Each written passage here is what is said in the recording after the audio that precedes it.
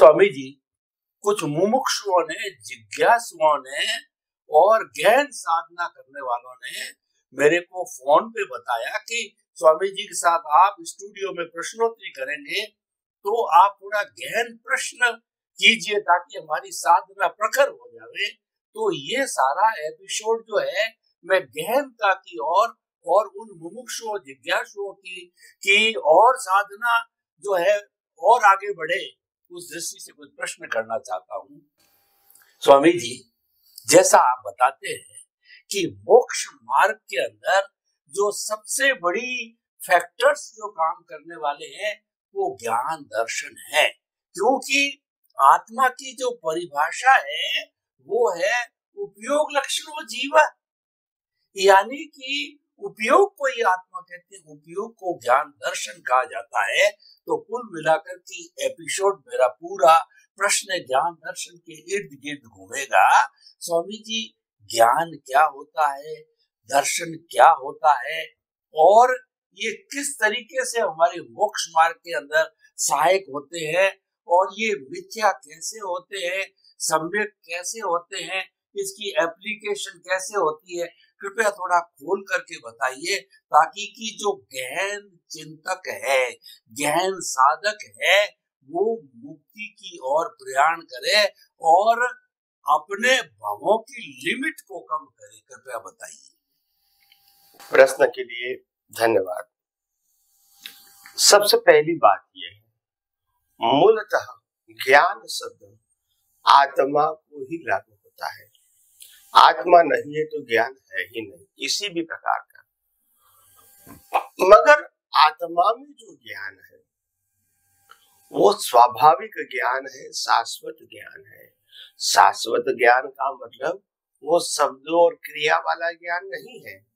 ज्ञान का मतलब होता है ब्रह्मांड की कोई भी अवस्था उस ज्ञान के प्रकाश में अनकवर हो जाती है, कवर नहीं होती है, अनकवर हो जाती है। ये उनकी क्षमता है। तो ज्ञान का मतलब होता है खुद का अस्तित्व, सनातन अस्तित्व। तो आत्मा को हम ज्ञान प्रकाश स्वरूप कहेंगे, ज्ञान प्रकाश स्वरूप। तो ज्ञान प्रकाश स्वरूप मैं खुद हूं, और मेरे प्रकाश में जो दिखता है वो कुदरत की अवस्थाएं हैं, कुदरत की रचना है। जो रचना में कुदरत और कुदरती कानून काम करता है, इससे कुदरती अवस्था या रचना बनी हुई है। तो हर अवस्था को तत्व के रूप में देखोगे, कानून के रूप में देखोगे और कुदरती रचना के रूप में देखोगे, तो आपका दर्शन शुद्ध है, क्योंकि वो ही फैक्ट है। मगर वो ही ज्ञान प्रकाश में आप अवस्था को इंद्रिय ज्ञान से देखोगे तो वो रिलेटिव सत्य हो जाएगा, क्योंकि इंद्रिय हमेशा रिलेटिव सत्य को ही फोकस करती है, सनातन सत्य को फोकस नहीं कर सकती।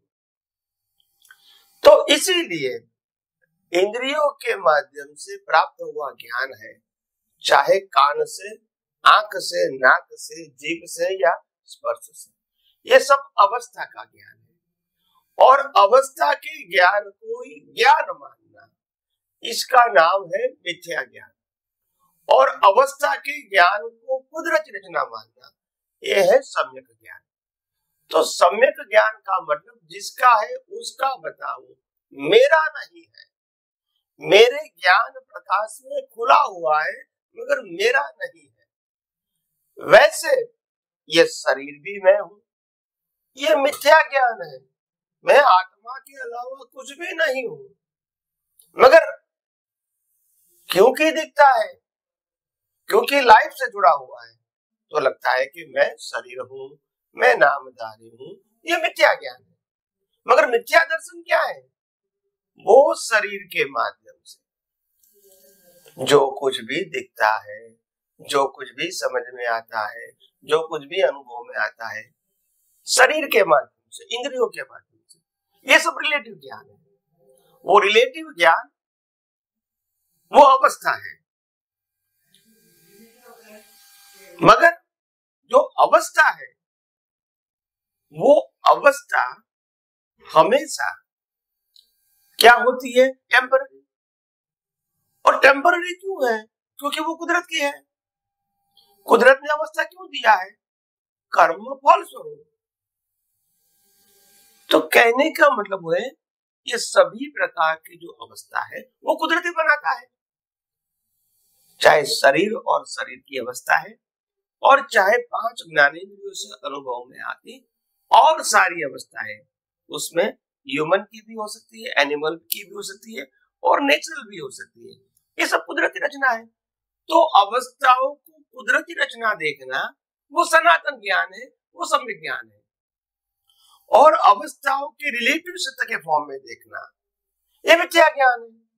तो मिथ्या ज्ञान में राग द्वेष होता है, इंद्रिय ज्ञान से राग द्वेष होता है, अवस्था के ज्ञान से राग द्वेष होता है। तो अवस्था का ज्ञान जो है वो सिर्फ डिस्चार्ज के रूप में भले रहे, पुरुषार्थ के रूप में नहीं होना चाहिए। पुरुषार्थ के रूप में सम्यक ज्ञान, सम्यक दर्शन ही उपयोग के रूप में होना चाहिए, और उदय के रूप में तो मिथ्या ज्ञान, मिथ्या दर्शन ही रहेगा। मगर उसके लिए हम जिम्मेदार नहीं है, क्योंकि सभी अवस्थाओं को कुदरती रचना देखते हैं। तो अवस्था और अवस्था का ज्ञान है वो भी पार्ट ऑफ कुदरती रचना हो गया। तो कुदरती रचना देखा तो आपकी जिम्मेदारी खत्म हो गई। तो कुदरती रचना देखना वो ही सम्यक दर्शन है, और चेतन, अविनाशी और अनंत शक्ति वाले पद में रहना वो ही सम्यक ज्ञान है। तो ये ज्ञान दर्शन वो दृष्टि का विषय है, वो अवस्था का विषय नहीं है। कोई भी अवस्था में मैं चेतन ही हूं, और कोई भी अवस्था कुदरती रचना ही है, और कोई ऑप्शन तो है नहीं। तो इससे नीचे जाओगे तो फिर रिलेटिव सत्य हो गया, और रिलेटिव सत्य की दृष्टि से देखना, अनुभव करना, वही मिथ्या ज्ञान और मिथ्या दर्शन है। रिलेटिव अवस्था मिथ्या ज्ञान, मिथ्या दर्शन नहीं है। रिलेटिव अवस्था को ज्ञान दर्शन से दिखता है, वैल्यू के साथ, वो मिथ्या ज्ञान, मिथ्या दर्शन है। और रिलेटिव सत्य को कुदरती रचना देखते हैं, वो सम्यक ज्ञान है, वो सनातन है। तो देखने की दृष्टि है वो इंपॉर्टेंट है। इसीलिए कहा आध्यात्म विज्ञान या spiritual science is art of vision. ये कोई विजन की बात है, ये कोई 5 ज्ञानेंद्रियों की या कोई फिजिकल क्रिया की बात नहीं है, या तो टेम्पररी अवस्था की बात नहीं है। हमारा विजन हमेशा सनातन सत्य के ऊपर होना चाहिए, ज्ञान के रूप में भी और दर्शन के रूप में। तो फिर कुदरत कहती है जब सनातन सत्य ही देखता है, सनातन सत्य में रहता है, और सभी अवस्थाओं को कुदरती रचना देखता है, मतलब उसके पास जो विजन है वो परफेक्ट है। और परफेक्ट है तो वो राग द्वेष नहीं करेंगे, कर्म बंध भी नहीं करेंगे, और जन्म मरण भी नहीं होगा। मगर जहां तक ये दृष्टि उसकी स्थिर नहीं रहेगी, परमानेंट नहीं रहेगी, वहां तक गलती होने की संभावना है। कभी रहेगी, कभी नहीं रहेगी, कभी रहेगी, कभी नहीं रहेगी। तो नहीं रहेगी वो पार्ट के लिए वो जिम्मेदार है कर्म फल स्वरूप, और रहेगी उससे उसको मोक्ष मार्ग के लिए लायक और सहायक संयोग प्राप्त होंगे। तो दोनों बात है, दोनों का रिजल्ट तो मिलेगा। दृष्टि रहेगी तो भी रिजल्ट आएगा, और नहीं रहेगी सम्यक ज्ञान, सम्यक दर्शन, तो भी रिजल्ट आएगा। मगर दोनों का एंगल अलग है। एक एंगल में संसार के लिए लायक और सहायक संयोग मिलेंगे, और दूसरे एंगल में मोक्ष मार्ग के लिए लायक और सहायक संयोग मिलेंगे। तो आपका जो इंटेंशन है उसके मुताबिक कुदरत आपको संयोग देंगे, और हिसाब तो पूरा करना ही है। उसके लिए शरीर और संयोग कुदरत देता है, और जो कुदरत देता है शरीर और संयोग वो ले भी लेता है, क्योंकि उनका है। आपको सफरिंग के लिए दिया है, ओनरशिप के लिए नहीं दिया है, और हम मानते हैं हम इसके मालिक हैं।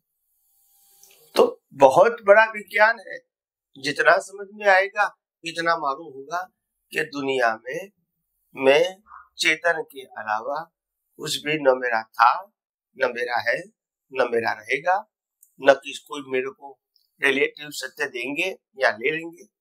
तो भी कोई सब्जेक्ट मेरे ज्ञान दर्शन से आधारित नहीं है।